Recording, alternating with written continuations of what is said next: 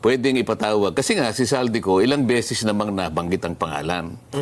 Doon lamang sa doon sa sinumpang salaysay ng mga Diskaya, nabanggit na yung pangalan. Bagamat ang pagkakabanggit ay mula doon sa dalawang congressman na kanyang in-identify. Name drop daw po yung pangalan nila. Name drop kasi nagtanong siya, bakit dito 25% lang, bakit dito 30 na ang kinukuha nyo? Aba, yung sa amin dito kasi, may manggagali, may mapupunta kay ganito, binanggit ang pangalan ni Saldico at ang pangalan ni Speaker.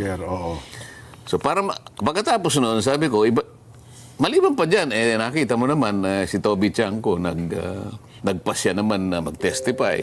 At tuwi rin niyang binanggit ang pangalan ni Saldico. Hindi lang binanggit, pinakita niya yung napakahabang listahan. Kasi palaging gusto pinag-uusapan, resibo, di ba? Napakahaba ng resibo na talaga namang yung mga insertions, 2 probinsya lang.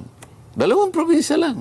Pag sinuma mo yung mga insertions, 13.8 billion pesos. Ang pangalan ni Saldico ang nakabuyang yan doon. Ngayon, ibig ko sabihin, sino ba tinutugis natin dito? Butete?